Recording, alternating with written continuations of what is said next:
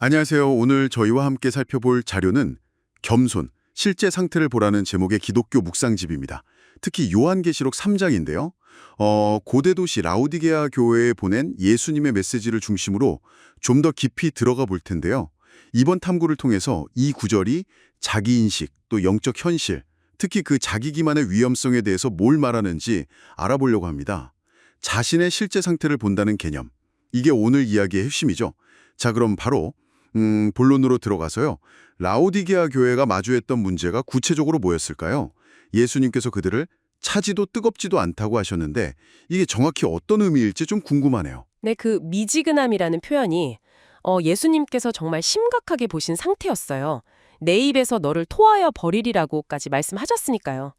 자료를 보면 이게 단순히 열정이 좀 식었다 이런 문제가 아니고요. 그보다는 영적인 무감각, 또 자기 만족에 완전히 빠져버린 상태를 의미하는 것 같아요.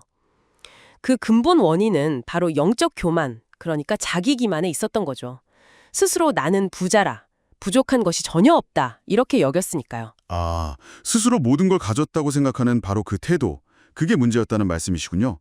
근데 뭐랄까, 어느 정도 자신감이나 긍정적인 자기인식은 또 필요한 거 아닌가요? 이 자료에서는 그 건강한 자존감하고 위험한 자기기만, 그 경계를 어떻게 설명하고 있나요? 네, 아주 중요한 질문이십니다. 이 자료는 여기서 말하는 그 부요함이라는 게 세상적인 기준이 아니라는 점을 강조해요. 그러니까 하나님 앞에서 나의 영적인 상태가 어떠냐는 거죠. 라오디게아 교인들은 스스로 영적으로도 부족함이 전혀 없다고 착각을 하고 있었지만 예수님의 진단은 정반대였죠.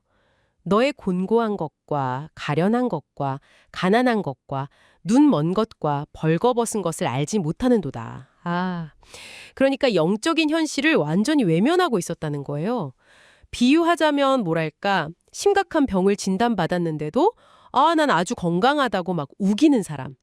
그런 모습이라고 할 수 있겠네요. 와, 현실을 전혀 보지 못하는 그런 영적 무감각 상태군요. 정말 심각하네요. 그렇다면 이 상태에서 벗어날 방법은 뭐였을까요? 예수님이 그냥 책망만 하신 건 아니라고 하셨잖아요. 해결책도 그럼 제시하셨나요? 네, 맞습니다. 여기서 아주 흥미로운 전환이 일어나는데요. 예수님께서 세 가지를 사라고 권하십니다.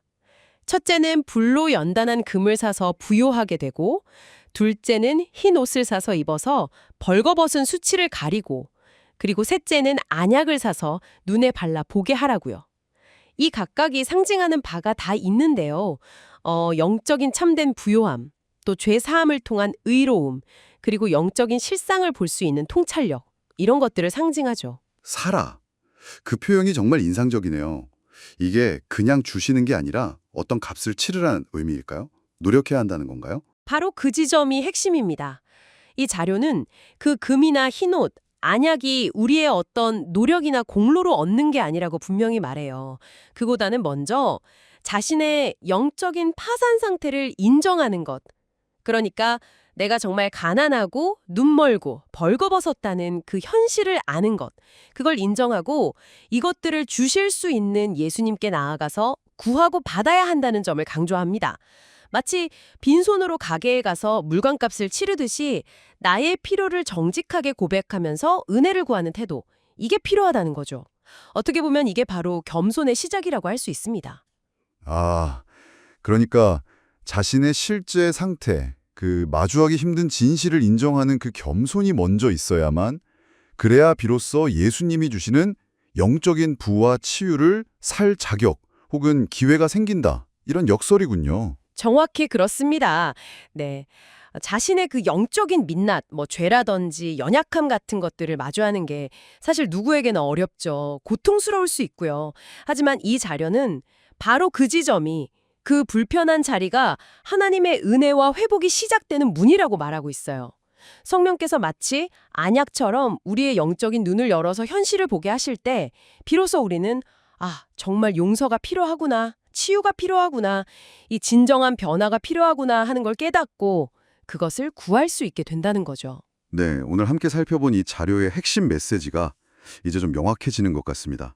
진정한 겸손이라는 건 자기를 막 비하하고 깎아내리는 게 아니라 하나님 앞에서 자신의 진짜 모습, 그러니까 부족하고 도움이 필요한 그 상태를 정직하게 인정하고 그분으로부터 오는 금과 흰옷과 안약을 구하는 태도다. 이렇게 정리할 수 있겠네요. 네, 맞습니다.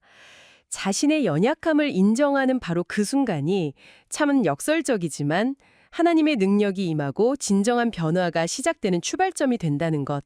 이게 이 자료가 우리에게 전하는 아주 강력한 메시지인 것 같습니다. 네. 마지막으로 청취자 여러분께 이런 질문을 한번 던져보고 싶습니다. 이 자료는 영적인 영역에서 안약을 사서 현실을 보라고 권하는데요. 이 원리를 우리 삶의 다른 영역에 한번 적용해보면 어떨까요? 예를 들면 인간관계라든지 아니면 직업적인 면 혹은 개인적인 습관 같은 부분들에서요. 때로는 마주하기가 좀 불편할 수 있겠지만 그럼에도 불구하고 나의 실제 상태를 더 명확하게 보려고 노력하는 것이 혹시 어떤 새로운 변화나 성장을 가져다 줄 수 있을지 한번 생각해 보시는 것도 의미 있을 것 같습니다.